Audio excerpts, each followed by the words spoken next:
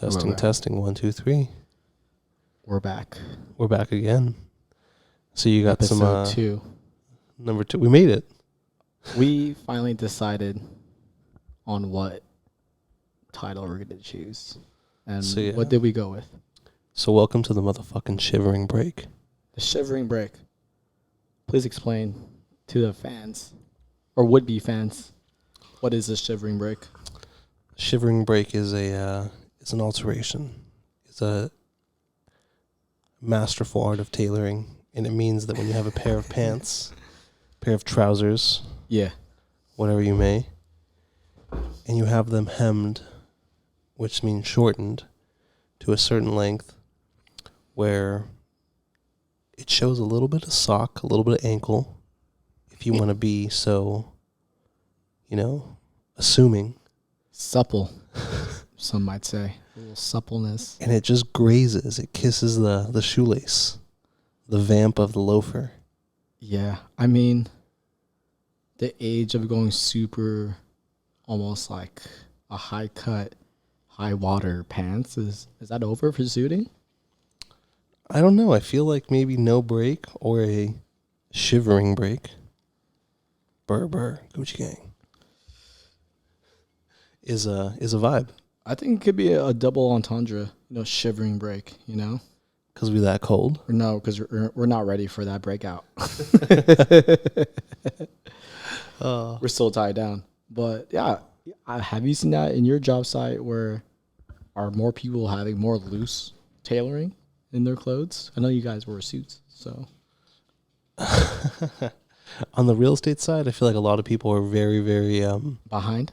A little bit behind. Yeah. And they're either going for that tech billionaire look where they're just wearing all black and everything is slim with, They're going for the Elizabeth Holmes, the black turtleneck, black they're going pants, for like the sociopath look. One could wish. But they're going for that, kind of vibe. And everything is a little bit more streamlined, more slim fit.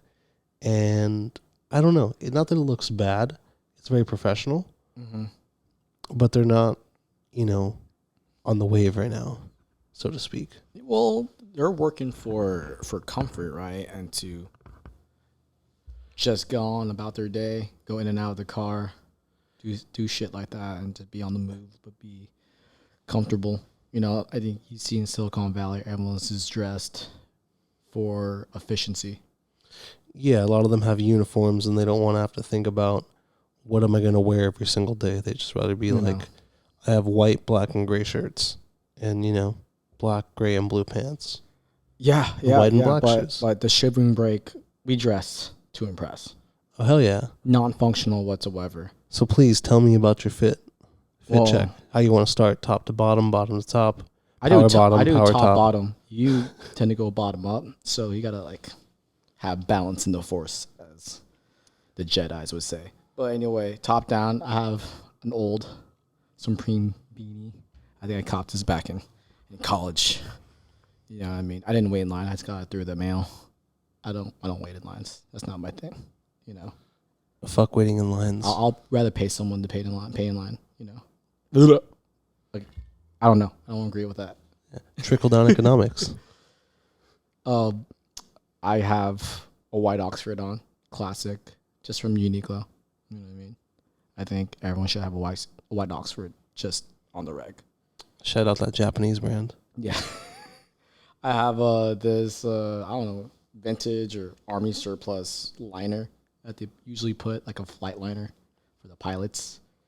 Got it like a size smaller, so it's like a nice cropped look, because it's supposed to be hidden underneath the jacket.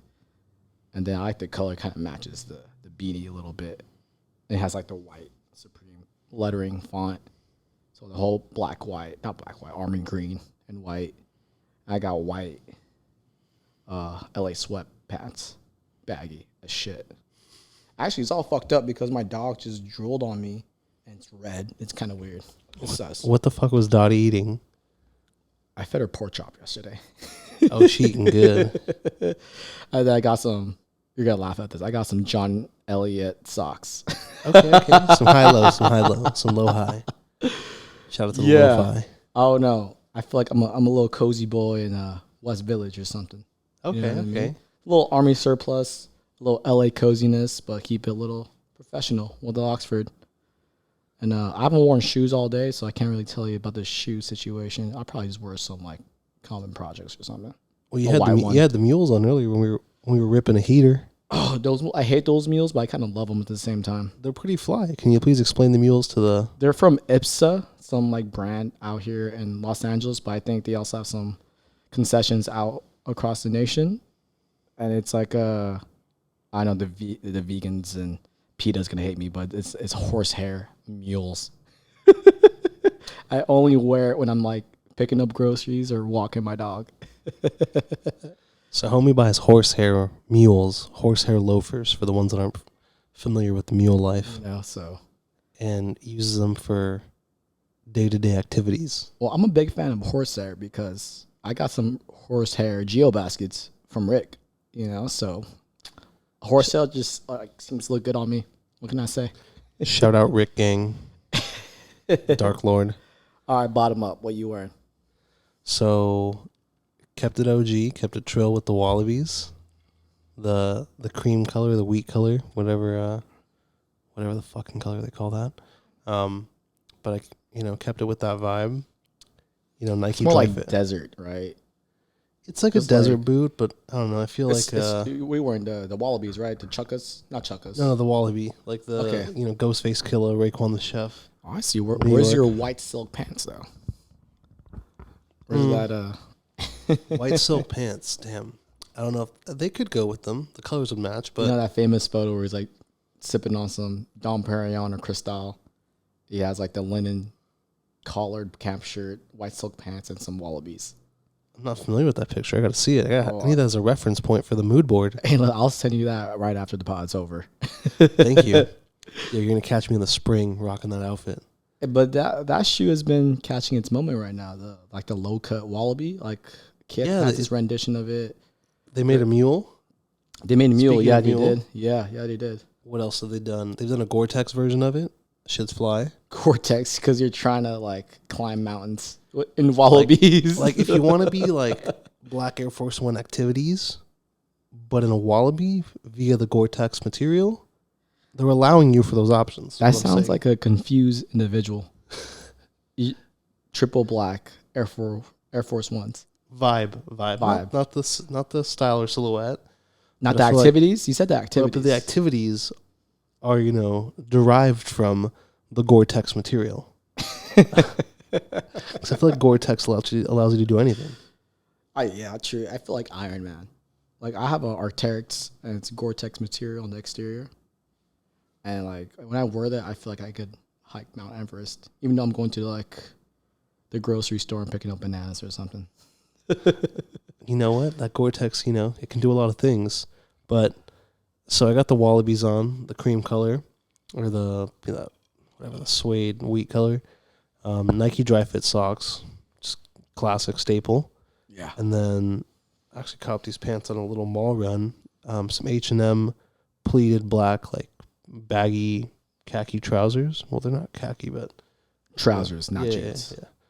Yeah, trousers, pants. Okay, why trousers? Why not jeans? I like the way they fit. They're baggy. They got some pleats in them, and I got them tailored so a little bit shorter, so they stack. You didn't want to get the J. Crew ultra wide leg pant. Same idea, but I couldn't find them, and I just happened to try these on, and they they do the same job. Yeah. Probably half fraction of the price. Okay, so my wallet loved that. Be a little price conscious.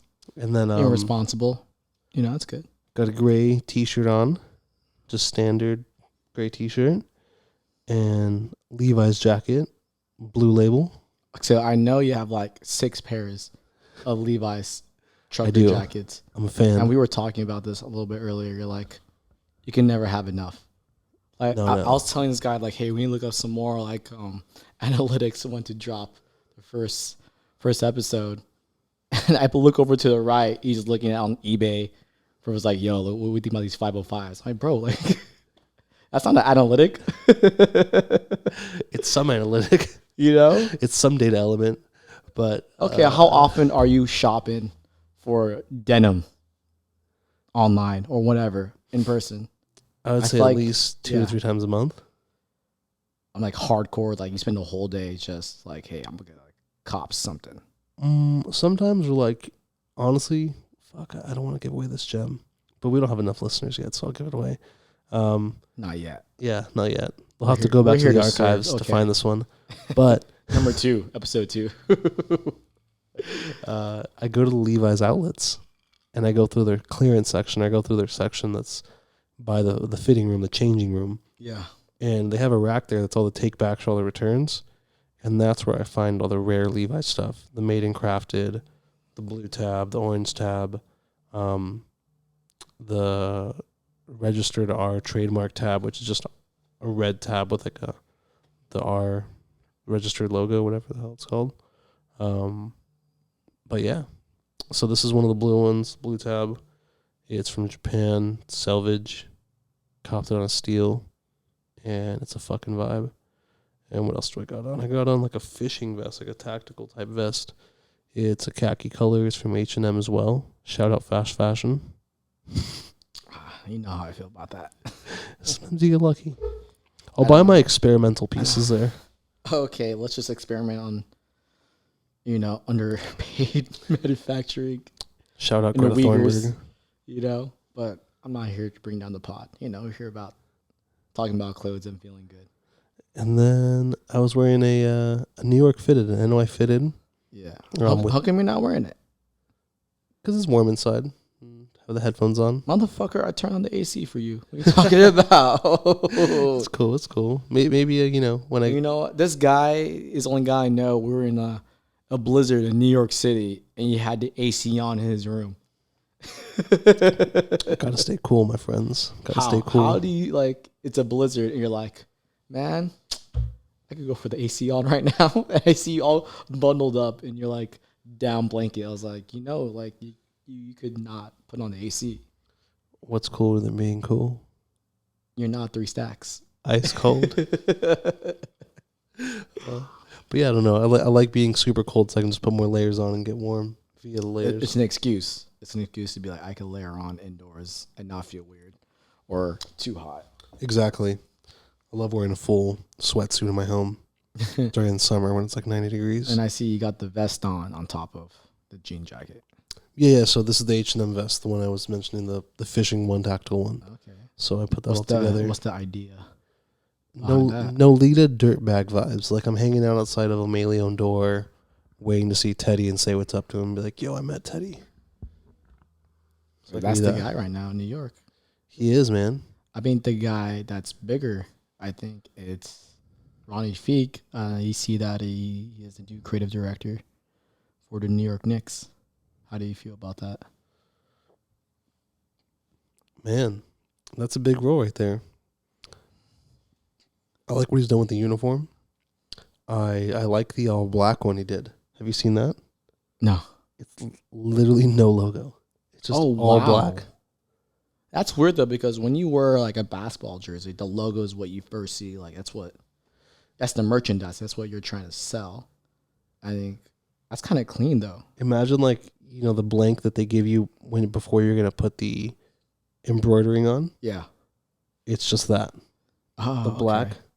That's cool. It's like And harkening it's back. with the pants or the shorts as well. Yeah, it's like harkening back to like the black tops of New York when you're just balling out on the court. And it's all about just playing for fun and just representing who you are on the street, on the basketball hard top. I think it's the right choice for the New York Knicks to get like a New Yorker like Ronnie Feek to actually create. And the New York Knicks are such a storied franchise. It's Madison Square Garden. It's basketball mecca. And who to do it better and represent the city than Ronnie? It's like him or like Teddy DeSantis, so. And they're homies, They Yeah. definitely run in the same crew, so I think we'll see that love there. Ronnie's they're both from Queens, I believe. Oh, really? Okay. Correct me if I'm wrong. Don't quote me, but you'll see that kind of Queens love. And even Nas recently quoted Teddy on one of his albums, saying, rocking his New Balances made by Teddy, or something along those lines. And Teddy posted that on his story, Oh, And, wow. like a little Nas Okay. lyric on his Apple Music. Which So is I'm like, funny because you always see these New York guys be super competitive. And now it's cool seeing all the love and being like, they're very borough heavy. It's like, I'm from Queens, I'm from Brooklyn, I'm from Harlem, something like that. yeah, they usually only Like ride on some with their hip hop borough. shit. Yeah. What I think is, so Ronnie did his thing with the Knicks, Kith and Knicks, and now we have that new collab or the new drop from Supreme with the Yankees. Yeah. Have you seen Another that? sporting collab. Well, they always had like a I don't collab want every to. year. I don't want to fuck it up, so I'm gonna ask. Maybe you might know better than I would. Pause. But what other writing is on the jacket? Is it? It's Asian writing, but is it Japanese? Yeah, but Is I it think it's Chinese? also commemorating Japanese baseball. Because you go to Japan, that's like their number one sport is baseball. They love baseball over there. Okay. And Shohei Ohtani is like the number one guy right now in MLB. And Supreme is also Plays for huge your in Japan. team, the Anaheim Angels. I'm calling it Anaheim. Like to me, like I grew up in Orange County, LA. It's always going to be Anaheim Angels. Yeah, they're not the Los Angeles So- Anaheim Angels. No, I don't concede to that. But yeah, I don't know. I think Japanese fonts, people have like a weird adoration for it. Like you've seen those old like movie posters with Japanese fonts on them. They look 10x cooler. Definitely. So I think it's like just a visual thing. Then on top of that, the sub layer to that is like baseball culture, Japanese culture. You know what I mean? And that whole mix makes sense to me. What if it's like that kind of joke, that running joke or play on words of like when people get like a Chinese tattoo on them or a Japanese tattoo on them? It says like And- "suck my dick" on them. Yeah, it's like I'm a fucking idiot. Like Yeah. you're riding around with that jacket on your back. And, I mean, you know, we haven't been seeing that in the streets lately, of like people getting like characters, like Asian characters on them. Because one, they just look whack. That's like the Asian version of tribal tattoos, is getting characters on oh, you. it means water. Be like water, It means leaf. If you're a cup, you're a cup. If you're a douche, you're a douche. One cup. Are you doing that video thing? I'm not gonna say it. That's so gross. It's disgusting. But 2 cups. But I mean, what was it? Yeah, people are saying that Kith is the new Supreme. Do you give notion to that? I definitely think they're playing in the same sandbox, to say the least. Kith has a thing they call the Monday program or the Monday collection. I can't remember off the top of my head, but every Monday they release certain T-shirts, certain T-shirts and hoodies, but certain items. And it's a small collection that comes out every Monday, and it's usually a little collab or just Yeah. a small limited release. I think they're taking that same approach like they would with Supreme, where it's every Thursday they have that I new was gonna drop. say it's very similar to the drop model. And then besides every Thursday, without a doubt, there's going to be some new Supreme shit, dropping and coming out, hitting the market. Every Monday, there's going to be some new Kith shit hitting the market. But both of them are having some pretty, as the kids say these days, top tier collabs. Well, like streetwear is like kind of based in collaboration, right? And now like we see collaboration galore. Like I think Supreme has been such a forefront for streetwear, good and bad. You know what I mean? Talk about the next collab, man. Yeah, but I mean, yeah, what Supreme has been the champion. I think it's gone so big. They're a multi-billion-dollar brand. Yeah, Right? who did they get purchased by recently? I don't know. I know the Carlyle Group just sold it for like some type of $2 billion, something like that. So this year they're gonna have like 600 million in gross sales. Last year they're doing 5, so like they're beating the expectations. And I don't know. I can see why people believe like, oh, Kith is new Supreme, because like it's big, but it still feels like tangible. It still has like a luster to it that's like still kind of. It's not underground, but it's not blown out like Supreme. Yeah. And you're like my resident Kith guy, because like you've been riding with Kith for a long time. Oh, I fuck with Kith, man. Yeah. Every And I've been with buying Supreme like long time. And I saw like Ronnie's rise from like Atrium. You know what I mean? When Kith was just still like a pop up within that structure. and now to see him like shine is really, really cool. I remember you took me to the Atrium store in Brooklyn. Yeah. Was it? What was the area that was in? He had one in like around like Nolita too, something like that.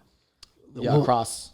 Where's the Barclays Stadium at? Downtown Brooklyn. Yeah, it was like in the downtown Brooklyn area. Yeah, it was when the that Atrium whole store, area got revitalized near and like like Prospect the Park. left section was Kith. Yeah, I mean, we went there with Tracy. that's right. That's when it was like it wasn't even a standalone store. Like it had to survive off another store. Mm-hmm. You know what I mean? So. And now to see, he's got L.A., he's got New York, Miami, Paris, yeah, Hawaii, it's a global brand. Like he expanded faster. Japan. He expanded faster than Supreme. Like once he got on it, like he really jumped on it. Yeah, but that's really because like he's probably saw what Supreme did. He's like, okay, like that's the thing though. Is like Supreme's like the Jay-Z, and like Kith is like the Kanye. Is like, well, they need like both are amazing artists, but like Jay-Z set out like the blueprint. Without the blueprint, there'd be no Kanye. You know, so no, 100%. I feel you on that. I think he saw what they did, and he was like, okay, Supreme has their own vibe, their own thing of like too cool for school, to say the least. And he was like, well, at the end of the day, I haven't been around as long as you guys, and I want to be in business, and I want to grow this business. Would you say they lost their luster with youth culture and just they went to mass appeal? Who, Supreme? Yeah. Kind of. I think so. Yeah. After they did that Louis collab, which was super sick, it was dope. That shit was iconic, in my personal opinion. But it may have been the tipping point or the catalyst for it to be like, okay, this is as good as it gets. Yeah. As far as like, maybe the collabs they're gonna have, there may be some doper items they release from now until then, but other than that, I don't know. Their shit's still cool though. They got Tremaine Emery there, Tremendous. Poor guy. You know, he's just, I don't know. He's just doing his job, man. How do you like his reign as CD, as Supreme? I think he's bringing back the old school 90s, like, you know, just kind of, I don't want to say. But he's kind of going off the backs of what Ami and Kith are doing, right? You think he's playing catch up? In this terms of like the cut and sew type deal, or like. Just overall in like the direction of where the company is going. Because you could tell he's trying to bring in more like mature pieces of like sweaters and jackets and, you know, blazers and whatnot, and bring in like mohair, you know what I mean? And just not so much of like the graphic. Like, yeah, he'll have graphics, but on top of like, let's say an Oxford or a nice sweater, right? Or like a shot jacket. Okay, no, I see what you're saying. But I feel like people are not riding with that with Supreme because they just want the graphic, the tee, the loudness. I kind of feel like his Supreme is similar to like the Angelo Bach Supreme. Really? Angelo Bach, okay. However you pronounce his last name. It has that kind of like, I feel like he's digging through those archives and bringing back the greatest hits, or he's putting his own take on that and using them as inspiration for the mood board. I mean, I feel like we could spend a whole podcast talking about like Nova Bezian, Angelo Bach, and like Tremaine, like the eras of Supreme. Just like Ralph U, there's Supreme U. Yeah, there really is though. Oh, dead ass. You know what I mean? But know who else has a collab coming up is the Palace and Y3. I feel like Palace every month or week now has like a major collab. And speaking of collabs and, you know, streetwear, and I know this has been talked about multiple times, but you think streetwear has too many collabs, and now it feels meaningless. You know, collabs back then felt like it was like Titanic. It was like big, and now it's just like it's expected, and if it doesn't sell out within the first day, it's a failure. So do we see like an oversaturation of just like collab culture in fashion? Because now you're seeing it in high fashion too, right? And they're kind of getting tired of it. So I feel like the Y3 collab with the Palace, I would say would be similar to the Dries Van Noorden and the Stussy collab. Yeah. Because they're both skate brands. Stussy being the OG. Yeah, Stussy does have a collab with Dries Van Noorden. But this is like their second time around, I think, right? They've done a collab with Dries before? Yeah, I think last year they also did some suits. Suits and pants. I just knew about the Dior one, but I think that'd be super fucking cool to see them do that. I'm curious to see what they do with that. I want to see a lot of boxy blazers. I'm hoping to see boxy blazers. And I know with the White 3 and Palace, they have the Adidas connection. I think it'll be, well, just from what I've seen, it was Zinedine Zidane and Lucas Zidane. Does it come with the headbutt? Yeah, we were thinking the same thing. And a skater, Lucas Puig. Oh, of course. They had a little YouTube video together. Yeah. Definitely a good one to check out, but I think I saw him last week with the whole Gucci Palace collab, too. Lucas is everywhere. But now all the skaters are modeling. Shout out to Evan Mock. But they had their video together. They were both wearing the Palace Y3 tracksuits. Yeah. Reminiscent of the Adidas tracksuit. But it had this like crazy graffiti fucking rose on the back. Not a fan of it at all. Anything Adidas tracksuit, I'm in. But the rose, though. I don't even got to look at it. I'm just like, Adidas tracksuit, I'm in. The rose is whack. Like, no, bro. Adidas tracksuit is based. Okay, don't you ever speak down. That's the original suit. It's a fucking tracksuit. I feel like that's the same shit you would get at the swap meet when they're like, okay, what do you want graffiti on your fucking t-shirt? You're like, yo, I want a SpongeBob with like a silver tooth and a blunt. You know what I mean? But it ain't Y3 though. It ain't Ralph though. I mean, Yoji's like, we talk about Y3 and kind of like the decline of Y3. And it in a way, this screams kind of like a cry for help for the youth culture. You know what I mean? With Y3 and Palace. Like, I get the whole Adidas connection. But I do love the cut of their Adidas tracksuit. It's like a 70s cut. Oh, yeah. The tracksuits are fire. I mean, double zip. I think that's great. You know me. I love tracksuit.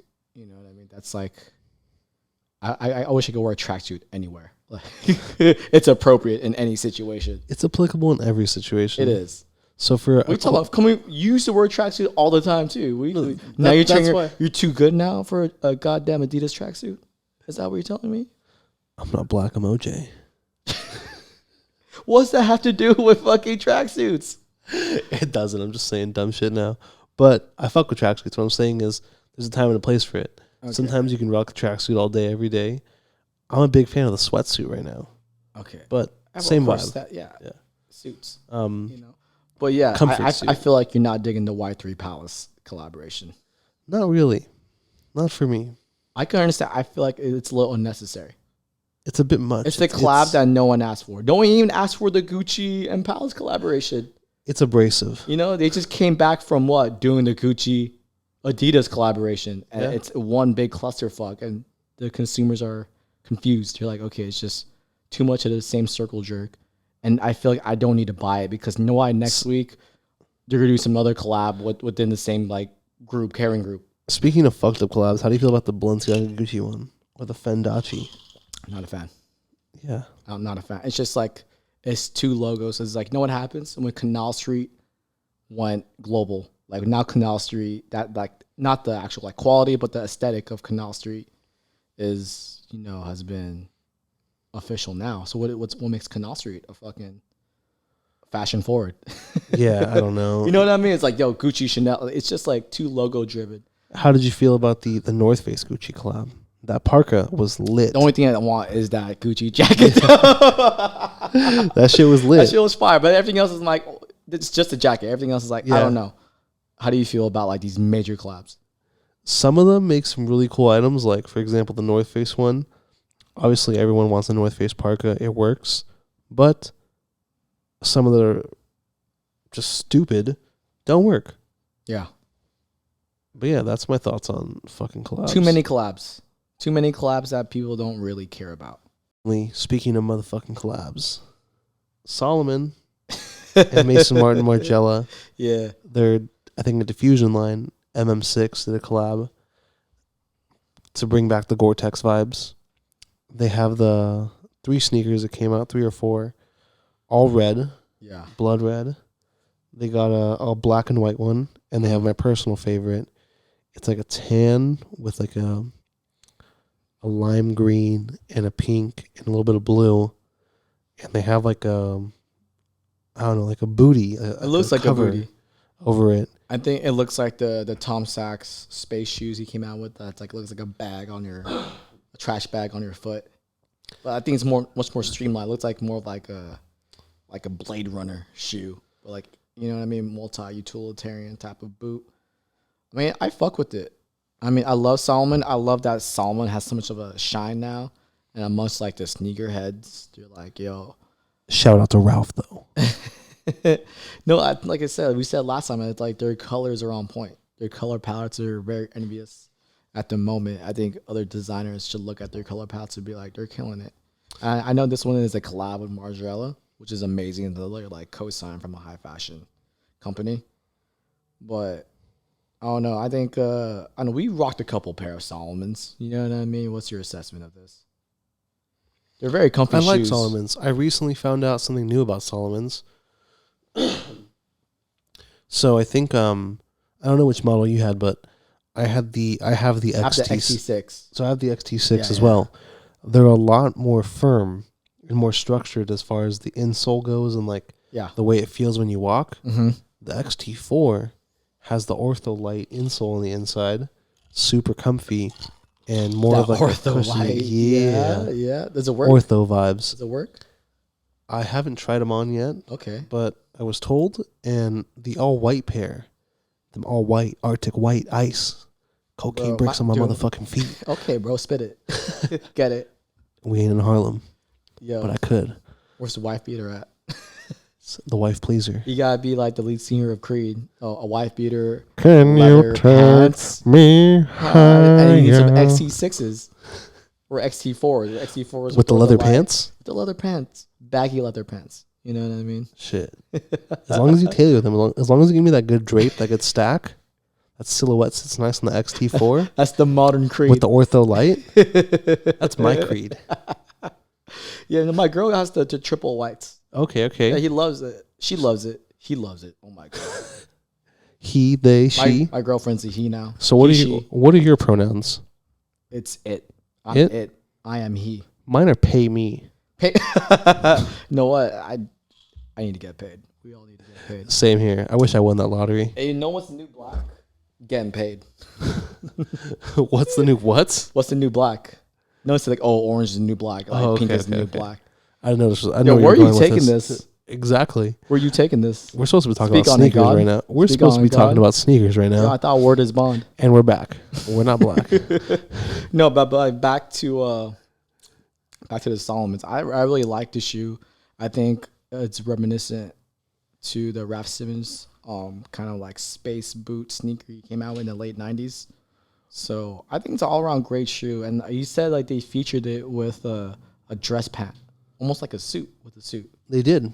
It was a dress pant for one of their fashion shows when they debuted the shoe. Yeah. Or with their collection, it was the MM6, the Margiela collection, and I believe it was the model was wearing dress pants, like a pair of slacks, black ones, with an overcoat, a top coat. Yeah. And they had those shoes on, sneakers on. Yeah. And speaking of that, do you consider the Salomon, is it a sneaker? Like a sneakerhead shoe, like a Dunk, a Jordan, or what would you consider that as? Is it a tactical shoe? You gotta think about most shoes start off with the actual functional purpose. Think about the Air Force Ones, basketball. You think about Gazelles, soccer or football, right? I think. What's the purpose of an all black Air Force One? It was a basketball shoe, but in the streets, it's activities that would not be named in the light. Those activities get done in the dark. Some say that you're doing the Lord's work. Why am I whispering? No, but a Salomon is a trail hiking shoe. So it's a running shoe, but for motherfuckers that want to go hiking. Does it look like I go hiking? No, I hike the streets of Los Angeles and New York City, but... In the words of our homie, dress like a hike, but I really be in Paris and shit. Who's that? Frank Ocean. The famous Marmont outfit. He has the yellow Marmont zip up. Yeah. I mean, yeah, the whole, the Gorpcore trend going on. You are wearing a fishing vest. That's kind of like Gorpcore-ish, no? Yeah, it's like, what do I have in these pockets? Let's find out. A blunt. What's in the box? Vapes? What's in the box? More vapes. One's weed. One's a Nick. Don't do drugs, kids. Nicotine. And what is in the other one? I had a cigarette before this. A butterfly knife. Yo, what the fuck? But it's for spreading butter. So what? You know, What was? you got that creme fraiche on you? What is? I don't know how to react. What is this? What is this? What is this? It's a training. It's a training knife for the kids. Do you show magic tricks to women? Be like, hey, is this how you pull numbers? Is what you do? Listen, is how you put numbers on the board? If you saw me dressed fly as fuck the way I do, walked up to you at the bar, or at the library, or at the Blue Bottle Coffee, and I just pulled out, some magic tricks. And after it was like, hey, you need to be put away. If I get your number? What the fuck? Like, would that be cool? Like, you're wilding out right now. You're out of control. Let me know. Unhinged. Maybe I should be on Hinge. Well, the shoe collabs are out there. The JJJ Jown. Is it Jown or JJJ Jown? I don't know. I don't know, to be honest. Yeah, he has a new collab. He has a new collab with New Balance every month too. He's got them. What is it? The 990s, chocolate brown. V5. I don't know if it's a V5, but they're chocolate brown. They'll definitely like. I love his the outfit, but I hate the palettes sound. are off the hook too. I hate to sound basic. I ain't gonna front. His color palettes are amazing. They're like all earth tones, but like I don't know. Like he textures them so well with the texture, the actual like fabric of the New Balance. You know what I mean? How many times have you been at the airport or at Erewhon and seen? I hate Erewhon. Yeah, but shopping at Erewhon is fiscally irresponsible. It's very cavalier of some folk. I know in Los Angeles, that's a hot take, I guess, but Erewhon is like for people. You know what? I go to Erewhon not because like I shop there. I go for the people to watch. You know what? No one actually shops at Erewhon. They hang out. They hang out. They get like one or two items and they dip, or they get the hot food section or the fucking shakes, right? That's what everyone wants. Low key, the taquitos from Erewhon, fire. You know what I mean? But like this will circle back. But like every time you go in front of Erewhon, there's at least 2-3 people taking photos and like doing fucking poses, and they be like dudes too doing it, like telling their girls like, yo, let me like pull up real quick. I gotta look fly at Erewhon. Like, yo, I just like, hit the gym Erewhon, trying to get bro. my swole on Erewhon. You know what I mean? So what did JJ Jown 990 V5 probably chocolate look great in front of Erewhon? Probably the color textures and palette are on point. How many gray sweatpants have you seen with the pair of 990s on underneath? I don't know, but I've seen a lot of like light wash blue baggy jeans with the New Balance 990 with a blazer. What do you think about the whole like New Balance revolution? I fuck with it. I'm happy about the New Balance. You told me 3 years ago like New Balance was gonna be like the hottest sneakers out of the streets right now. I'd be like, get the fuck out of here. I don't know, man. I know you're subject to this. You're a big fan of New Balance. I've been with the New Balance, I would say, for the past 5 years. Yeah. They're my steez. I like them. I fuck with them. I know for a fact they're comfy. But now, since they have Teddy at the forefront, at the creative director, he's like really putting some vibes on there. Yeah. He's bringing out the cool silhouettes, putting some good colorways out. He's putting in some new flavor, new life into New Balance. You need to give Teddy the back because he really put, like, yeah, we all knew like our running sneakers, Steve Jobs, and some uncle that you know or dad wears New Balance. You know what I mean? But I think he really made a hit for almost like younger kids and even older people to be like, look at the brand in a different light. It's all about that 550, right? The 550 and like that like faux vintage colorway came out with it. And it changed the game. Then now it's dripping over to the 990s and Jown. I don't know, JJJ Jown, whatever. Like, you know what I just thought about? President Zelensky had the JJ Jown, but the army green one or the olive green one. Yo, homie was laced up. Homie was just like, yo, I need to be in NATO, but like first, check out my JJ Jowns though, right? They're pretty fire in my Arc'teryx pants. Like, I'm like, yo, homie is Gorbachev God. What do they say? You look good. You feel good. You play good. They pay good. And that's what the Prez was. That's what El Presidente was thinking. You know, when you're on the brink of World War III and nuclear bombs going off, you're like, my sneakers though, fire. Yo, literally. Okay? You know what the French say? You know, like if I'm gonna die well dressed. And he takes that to heart. He's like, today's my day. Like if this happens, I'm good. They'll catch me with some steez and be like, all right, you lived a good life. He's a leader. He's leading by example. He's like, even though we're at death's door, we're putting our best foot forward. No pun intended. There's something about that whole like Ben Trill crew, because like he was part of the Ben Trill crew with Same with Matthew Virgil, Williams, right? Matthew Williams, Heron Preston, and him. Like, I don't know. We're gonna look back on that era and be like, yeah, they defined the whole generation for sure. No, they did some is shit. That too steep of a statement? No. Like two of them are pop out. Virgil, you already know. Fucking Matthew Williams is killing it right now. Heron Preston's doing his thing. You know what I mean? Then you have JJ Jams really killing it with the sneakers. They all did their own thing. They all blazed their own trail. And to see they came from snapback hats, like no. Well, dude, they literally came from Canal Street aesthetic, and they're like, yo, we kind of do a play on faux hype gear and like what's real, what's fake. You know, high low mix to actually becoming high, all highs, and just being like high art.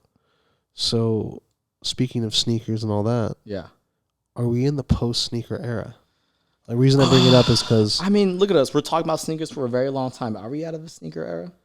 I don't think we'll ever be out of it. I think it just depends. Now we have more options in our repertoire. Yeah. More options in the closet. Because like, I pulled up in the Wallabies. Besides that, a lot of loafers. Mules. I took to that trend very, very healthily. I'm like, oh, I love mules. Like as you get older, I'm like, I ain't bending over. Pause. Like. How long ago did you ever think you'd own a fucking pair of Birkenstocks? I don't have a pair of Birkenstocks. Oh, well. Yeah, that got awkward. Well, I do, and they're fucking amazing. I know. You have the Arizona, free advertisement. You have the Arizonas, or you have the Bostons. The Boston. But the Arizonas, too, are taking off. A lot of girls, they love the all-rubber Arizonas. You know what I mean? Because they're very, very utilitarian. They're easy to take care of. A lot of biddies be having that Arizona tan on their foot, live that life. I don't know. I'm not a big fan of the Arizonas, but I know the Boston's very big in the chef community. You know what I mean? It's very comfortable. It's good in the kitchen, durable. Yeah. Like that and like a Croc, kind of same vibe. And there's just like this level of like bespokeness because like the more you wear it in, the more like it's like a glove. It's like the unwashed jeans. What do you call it? The fucking unsanforized jeans. No, raw denim. It's like the same thing with the whole Boston shoe, like that like leather just masks to you and it becomes like really comfy over time. No, honestly, Birkenstocks, the more you wear them, the better they become. The first 5 days, first week of wearing them in, they're kind of a pain in the ass. But once you get past that breaking point, dude. So like mules. You see a lot of people wear the Doc Marten Derby shoes. Yep, the piggies. Street. Yeah, you know what I mean. So I can see the sentiment where you feel like, are we over sneakers? I think the death of the sneakerhead has arrived. I think we all think sneakerheads are kind of just like fuck boys. Like I respect the hustle, don't get me wrong, but it's just like in a way they fucked up the sneaker game. You know what I mean? There's some shoes out there that just shouldn't be made. And growing up, I was a sneakerhead, and then eventually when I got into college, I'm like, this is ridiculous. So, like you should love your sneakers, wear them out. And I just sold a bunch of my sneakers. I'm like, this is like fucking crazy. This is ridiculous. Honestly. You shouldn't have sold the Dons. Dude, you gotta like give it away. At the end of the day, these are just items. They're stuff to be worn and given away. You should have cooked them. I should have probably. I should have like skated or something. But yeah, like I think. What about the? I'm sorry, but go ahead. No. What are you saying? What about the dad shoes, the Asics? So we spoke about the New Balances, the 990s. Yeah. The Grillmaster 5000s. What about the Asics? Like, I'm about to go wrestle, in a gym right here with some sweaty dudes. You're about to be a power lifter. Yeah. No, I mean, I was a big fan of it. I think I had these like running Nike shoes. Remember those? I built one like that looks like a almost like a spider web. It's like the P360s or P660s. The Air Monarchs, right? No. They're like different from them. I'm not a big fan of Monarchs. I wasn't not a part of that shoe at all. I'm fucking wearing milk cartons. Those are like fucking milk cartons on your feet. You know what I mean? Like honeydews, melons on your feet. Disgusting. It's like, yeah, you won't get bunions, but you won't get bitches either. You know what I mean? Choose one, bunions or bitches. You'd be the judge. But no, yeah, I think the death of the hype of sneakerheads, I think we just laugh at them now. It's just like, dude, like we're going to an era of like everyone wants to be comfy. Just like we're having very loose pants. I think so goes the shoes that can lay on top of them very well, and they don't have to be sneakers no more. Do you think if the pants are loose, does the shoe have to kind of like be more elongated or more? Does the silhouette of the sneaker have to? No, but I think shape without this is why we're seeing like the more chunky shoe. It could take on the weight of the extra fabric when it stacks. Yeah, you know what I mean. Like I think.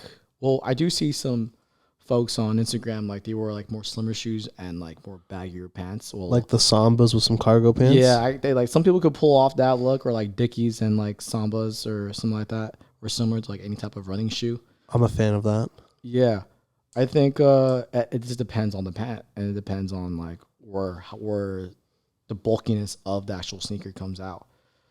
But I think like honestly, I hate the whole like dunk trend. Like I grew up loving dunks, and like, dude, the panda dunks, the black one, like, how did I take over the world?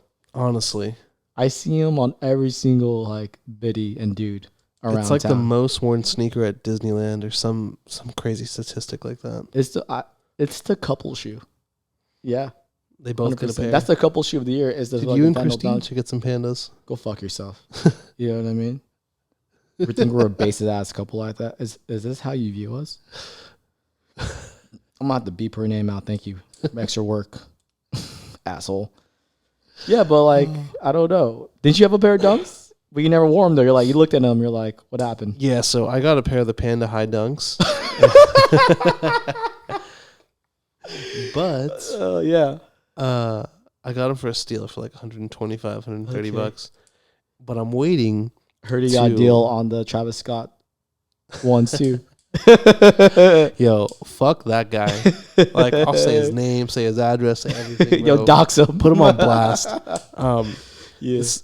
Quote unquote, I don't even say this fucker's a friend, an acquaintance from school, a colleague. Yeah. Was like, yo, I got sneakers, I can hook you up. He sold me some, they were all fake. Long story short, I lost my money. Right? Yeah, they were fugazi. I hope you put the hurting on them. You know what I mean? You gotta teach them like that's not how you should roll, bro. Fucking selling foo sneakers. Yeah, I definitely got my money back. You know, no violence ensued. Okay, of course we don't endorse violence on this. No, this pod. No but violence. if someone did you wrong and sold you some foo shit, yeah, you better collect. I mean, hey, the universe will balance. That's all I'm gonna say. Hey, the Lord found a way. Eventually. But yeah, I think, I don't know, the low top dunks. There's so many fuckboys. That's the fuckboy shoe of the year. The fucking dunks. Oh my God. Jesus Christ. Who do you blame for this? Fuck, who don't you blame? TikTok to start with. I think after Virgil did his whole like, you know, the hiking lace with it, and then it kind of just like took on its own life. I think so too. Because there was like another version of like, oh, I can't get these Jordan 1s. I'm going to get a dunk because they look fucking identical. You know, I used to hate when people are like, yo, I don't fuck with dunks. I only like Jordan 1s. I'm like, where do you think Jordan 1s got their design? From fucking dunks. You know what I mean? So like, everyone is trying to be like, oh, I fuck with dunks now because like this was the OG. What about Terminators?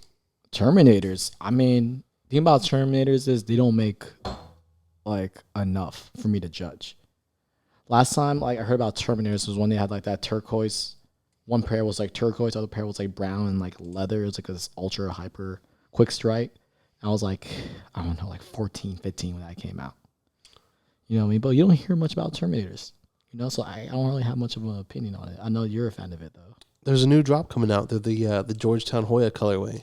Okay. It's that nice gray and blue, gray and navy. And they're dope, man. They're clean.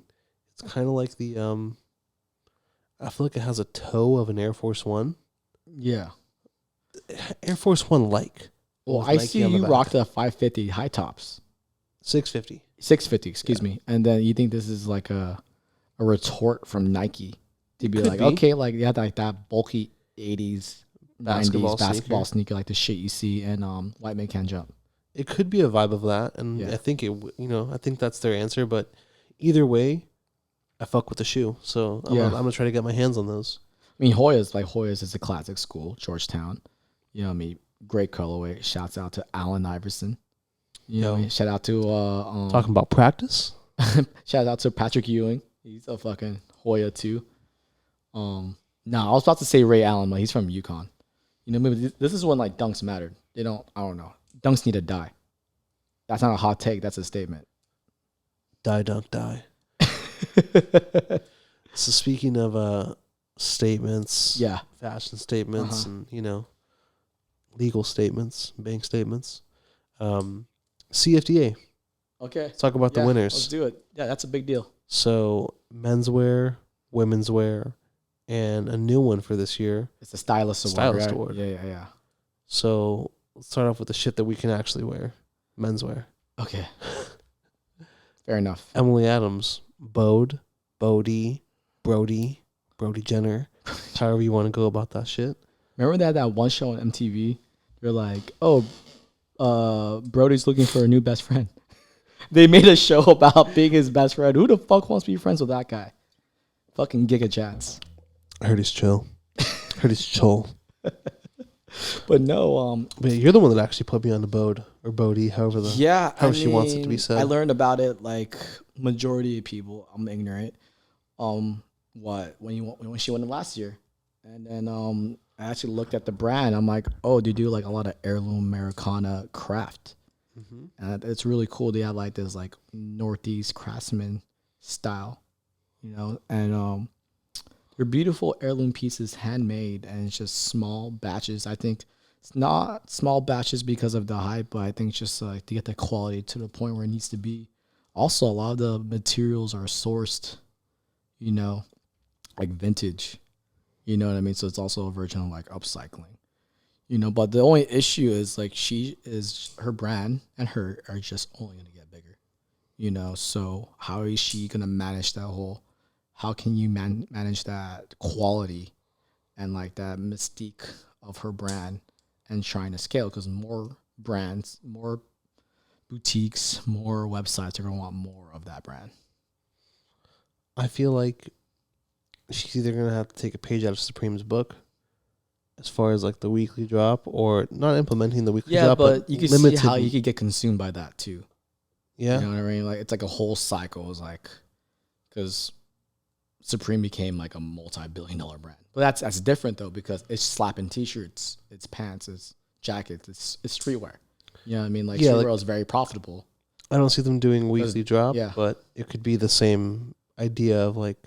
Well, she kind of does that now. It's like, oh, like it could be like a bi-weekly or a monthly thing. It's like, oh, we have a new batch of stuff that we just cooked up.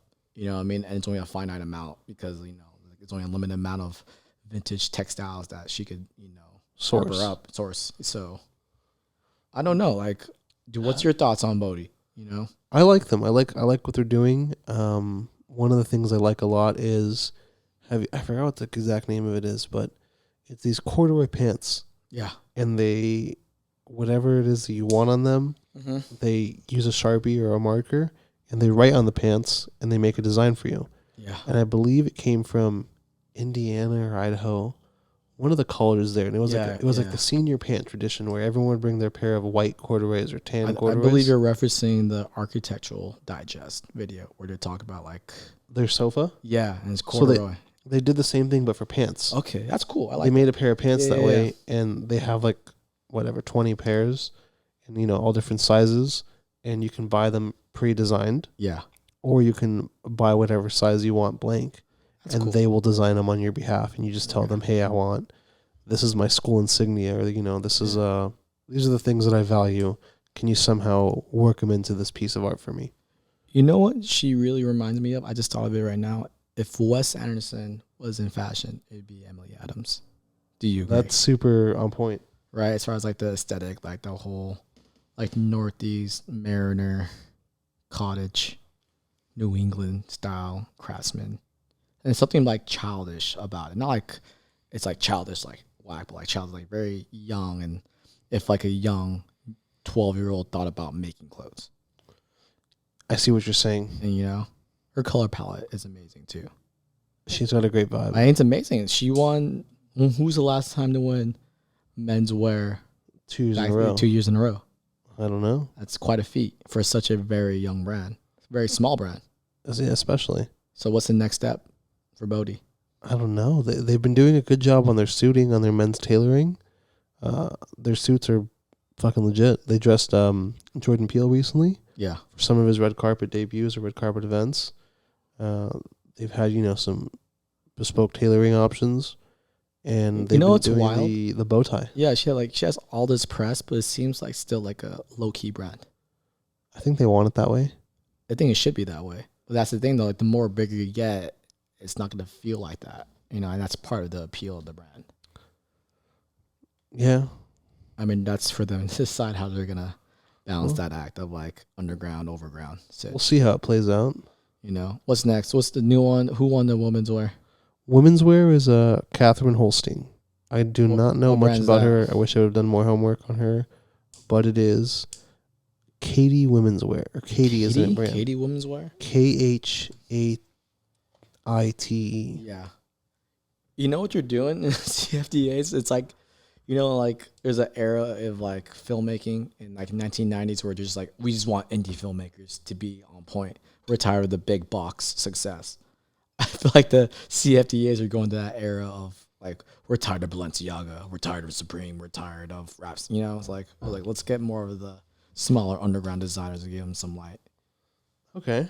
Yeah, I don't know because I don't know who fuck this.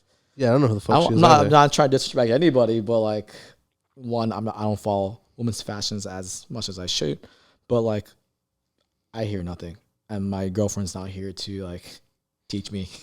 Yeah, no, I haven't heard of her. I'm gonna have to do my homework on her. Well, and then the new award is stylist. Is the stylist one. So that is should this award even exist? I need my bifocals. Law Roach. L-A-W Roach. Law Roach. Who knows? I'm not that bougie. I'm not fancy. I do agree because I know some people that are stylists. It's a very difficult job. You have to be very much hustler number one. You know what I mean? A lot of people rip off what you do. A lot of like people downplay what you do. So they got their start at a vintage shop. That's great. And they got his shoulder tapped by Ye. The infamous Ye, the notorious Ye. Notorious. No, it's funny. He's still putting people on, even when he's still like allegedly dusted. Had a glow up, and from there he went on. Another one from the Kanye tree. And started styling the likes of Zendaya, Lindsay Lohan, so on and so forth. The thing about being a stylist, it's like so much about networking, and knowing the right people. So, yeah. Networking. It's cool that CFDA is finally giving life to stylists, even though there's a million of them that literally will do his job for free. Yeah, they're giving him the roses. How are they going to address that? Hey, also, man. Like, what's like, everyone pulls up now and be like, I'm a stylist on Instagram. Holla at your boy. Yeah, well, there's a new company. Well, new to me. I don't know how long they've been around. Called the Clothes Surgeon. Not the shoe surgeon, but the Clothes Surgeon. Mm-hmm. And they have a new collection called the Gallery Collection. Mm-hmm. It's all about layers. Learn to layer. Be a player. Know what I mean? And they have how to mellow things out. I hate you right now. Should I hate myself too? I hate you so much. It's like 3-putting when you're on the golf course. No, you 4-putted. Fuck you. But they got some cool vest. Yeah.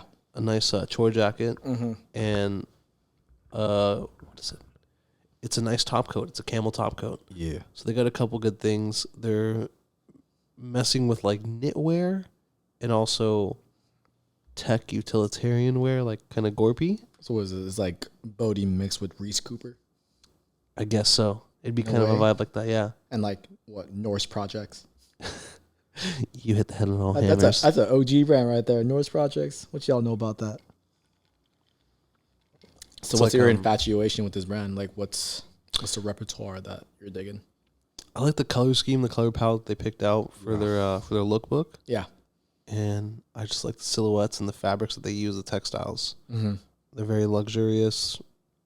They feel nice to the skin, They sit nice, won't give you any rashes. And overall, it's just a dope vibe. We're kind of seeing this trend all over in all these brands where they do a little bit of like outerwear, technical.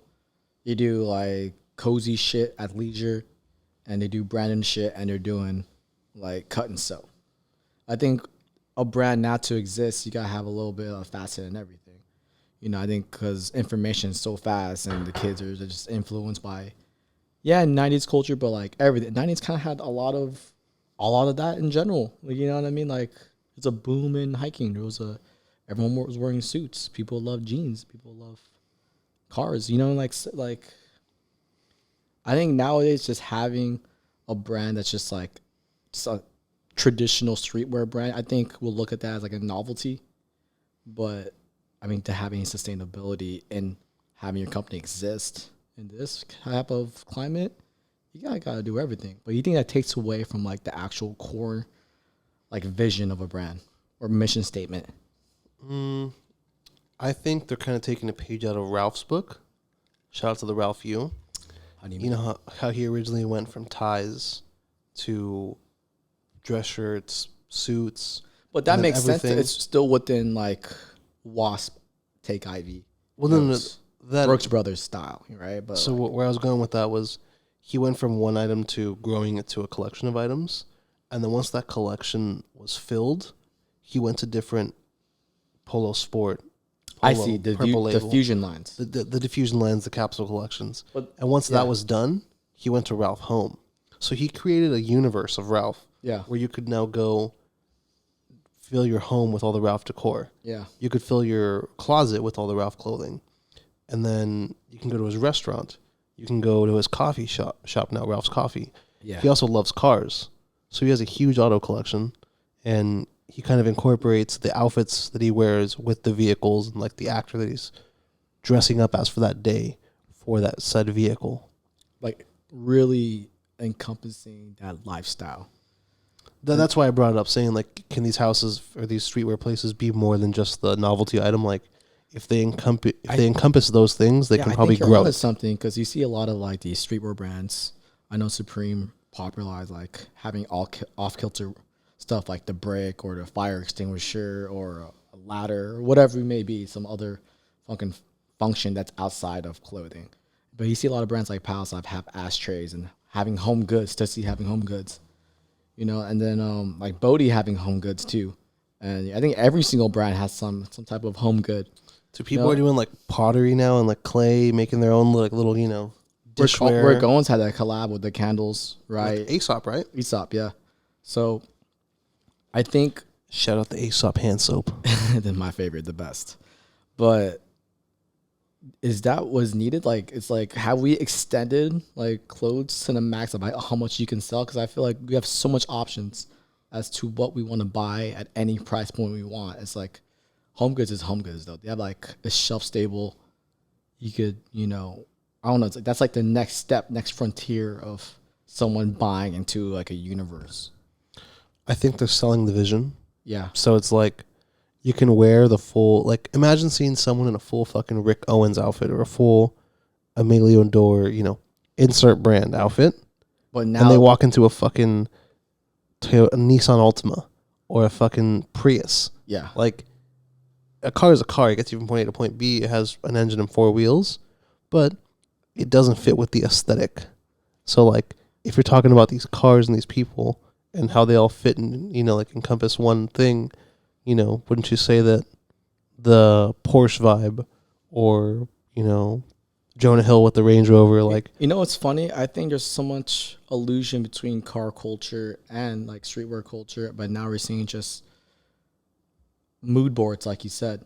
Like everything has to it has to be the house. It has to be the interior design of the house. It has like a full lifestyle point, and like we're just so saturated with so much imagery, and every single image is selling something. You know what I mean? So, but I think coming from like more of a streetwear background, you know what I mean? You see a lot of motherfuckers love their cars, and like cars and clothes, they always go together. You listen to hip hop, it's cars and clothes.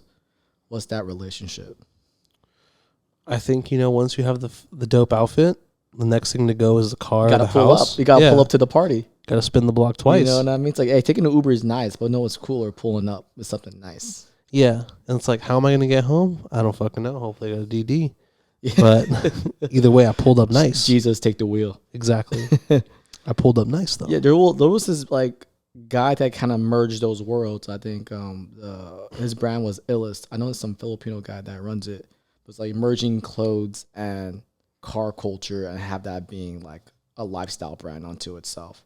But you're seeing a lot of like influencers taking heed to like cars. Like how many Defenders have you seen? Dude, so many. How many like vintage like 1985 Land Cruisers you see? And of course, how many like vintage Porsches have you seen on your like For You page? Dude, I've seen so many. I mean? How do you feel about the Safari Porsches now? I love it. You know what? I'm into like rally cars. I love like the old like Peugeots. I love the old like Turbo Saabs. And I love the old Lancia. The Lancia. Oh, the Lancia is beautiful. You know what I mean? I love the old Quattro Audis. You know what I mean? I love that era of like Series B rally in like the 80s and 90s. No holds bar, no rules, just straight fucking crazy engineering and death. But no, like we see that kind of like how many like what? There's car archives. Car archives, yeah. There's that one guy you follow from Santa Ana. That dude. Shout out to Brian from Period Correct. Then now we're seeing like Daniel Arsham, the artist. He's now going into more automobiles. We even saw Virgil Abloh. Exactly, right? Doing the G-Wagon and the G-Wagon and Maybach. You know what I mean? It's like if you think about like a car, it's like like it's a form of like architecture. I know the words like what was your designer back in high school say about a car? What? It's an extension of a man's penis. You never touch a man's penis. That's what my father told me. You know what I mean? But any man would co-sign that as like, yeah, you don't fuck with another man's car. It's that simple. So can you drive another man's car? It's a very tricky question. I'm walking through the weeds here. It has to be blessed up. It has to be consensual. Yeah, it has to be blessed up. It's like, yeah, you can't just drive another man's car. That's mad. Wow, that's a sticky situation. Pause. But like, you know, but the Safari Porsches and Daniel Ashram getting in that, and he actually now has a clothing line. Yeah. So that kind of the car archives, like he got that and made merchandise for the love of cars. You know what I mean? Like, what's that? I don't know. Cars are very aspirational. When you're a kid and you're like, I'm gonna get the nice car and I'm gonna get the whip. Yo, Lamborghini Diablo. You know what I mean? Yeah, you see a bunch of like Ferrari F40s. You know what I mean? Like, I don't know. Testarossa. Maybe it's the algorithm fucking with me, but I've even been noticing this trend of like a lot of like streetwear people or just people in the zeitgeist loving vintage cars. I've seen a lot of people getting old vintage Porsches and vintage, not as many vintage Ferraris, but more than there was in circulation. I feel like there's more out there in the world now. Quick tangent. What's your dad's obsession with white cars and red interiors? I don't know, man. That's just, well, his new car, G-Wagon, has black interior, but his previous one was Porsche. It was white with red interior, and I'm like, I don't know if you're just having a midlife crisis or what your deal is. Yeah, I'm like, but do your thing, bro. I'm like, that's your whip. Every now and then I'll get to spin it and, have some fun in it. But like my girl's favorite car is like a 1970 Porsche 911 Racing Green. That's hard. You know what I mean? I would love that. British Racing Green. Dude, personally, I would love to have like a chocolate colored 1971, Dino, which is like, so Ferrari had this like, the Fusion line that's more approachable called. That was the Suns line, right? Yeah, and then I love the shape of that car so much, and I don't know, Dino is like a forgotten treasure in my part. It's like a great idea, you know what I mean? It's like the two-door to Rolex. You know what I mean? No, two-door used to be like their entry level into Rolex, but it's almost like the same internals. You know what I mean? So I don't know. Like I love vintage cars. Sometimes I feel like vintage cars are like, I don't know. It seems more personal than newer cars. Newer cars just seem like all the same. No, to be honest, man. Like I want to get myself as someone in the market for a new car. Mine's reaching the end of the road, and I'm thinking about getting a Prius, Tesla, something fucking economical, something hybrid. But besides that, I would like a vintage car, an old Porsche, an old Mustang, a Defender, old Range, old as Defender. Much as I've seen Defenders here in LA, like a Bronco, white one, Broncos, I still want one. They're just beautiful cars. I always want to have a white one gassed up, ready to roll at a moment's notice. And if a gun, you know what I mean. And with the phone, and just if the glove don't fit, you're full of shit. You gotta motherfucking quit. No, but I think we're seeing a space where a lot of brands are calling onto designers or influencers, and they have no skill or experience in that profession. They go on there and they judge it up. You think that's adding to the brand, or is that taking away? In a way, both. It's adding to it because you're able to show that, like, hey, any Tom, Dick, or Harry, Jane, Joe, or Sally can fucking just do this. But you kind of can't too, right? Because they're getting like zeitgeist people, I guess. Yeah. They're getting, people that know what they're doing and who are in that world. But I feel like it's a level of inspiration where it's like, fuck, you see the story and it's like, oh, this person was just, a backroom stock person at the Foot Locker or the Riff or the Kith insert store. Virgil was literally, I worked at a screen printing and had to flip his way just to get to Kanye, and obviously change his life. But I see what you mean. Yeah, now they're in these positions, and it shows like, hey, this person is a byproduct of the industry because they were working there and now they're leading it. Let's see what they think, because they actually get to see what the person who's walking in, what they're buying, what they're pulling off the shelves, what they're saying, like, you know what, I've seen all these cargo pants fly off the shelves and get sold out, but these slim ones, or, this specific item isn't moving. Maybe we should make a different iteration of these pants, or, maybe we should stop selling these. Whatever their input is, their fingers are on the pulse, so they have that going towards it. But on the same token, I feel like it's also taking away from the people that went to school for all those things and, put the time and effort in and pay their dues. So I feel like you could say that in fashion too, right? Like, it's always a capital F versus lowercase f. Yeah. So I feel like I would never call myself a designer, because it's almost like I'm not gonna demean what they put in their work. But then again, there's also room for other people to have their interpretation. But speaking about like the cars and getting like non-car designers or industrial designers outside of that realm to design their stuff, I think it also speaks about the quality of consumer. I think people are not as interested with like the engineering, the actual, like, how fast can it go? You know what I mean? What's the RPM? What's the horsepower? How dope do I look? We don't see a lot of car nerds. I'm saying, like, yeah, that's what the point I'm trying to make is like the idea of the imagery is so powerful now, where it's just like, I want a vintage car. It's like, we all know, like, it's an inferior car to your local Prius. You know what I mean? But like, there's something about having powerful imagery, and you connect that with the product. You get a person that can make that connection. That's more than worth the sum of its parts. Right?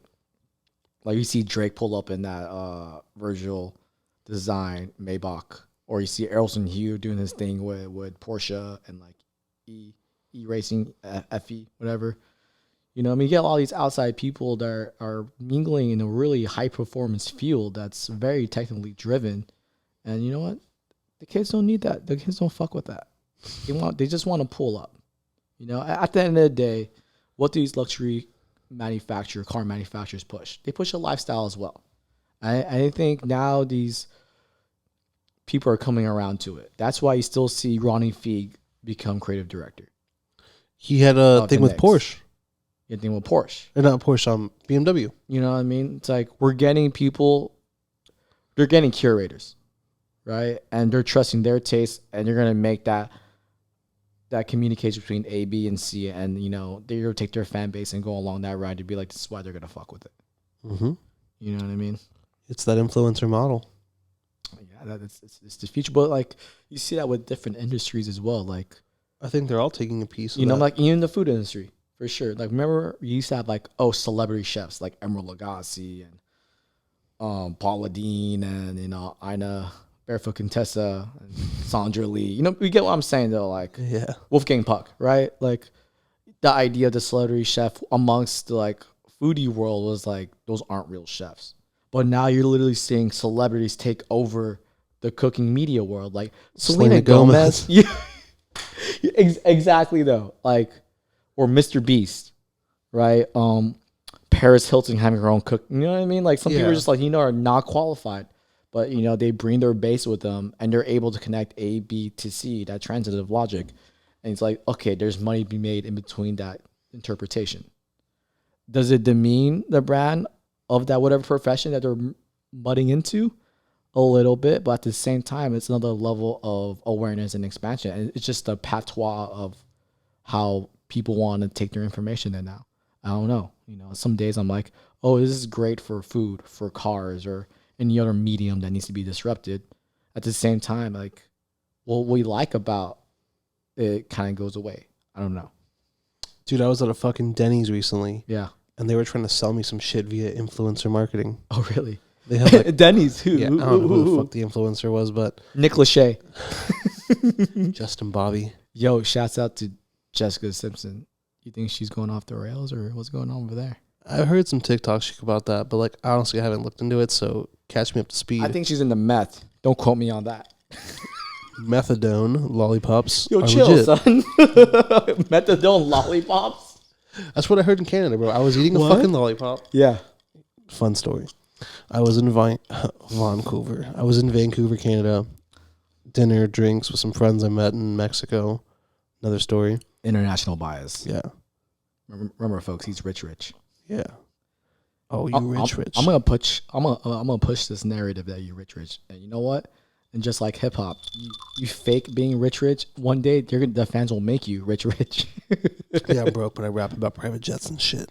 So I was dinner, eating drinks, all that shit, and I was eating a lollipop for my dessert because I got offered one. That's a bit sexual. Yeah.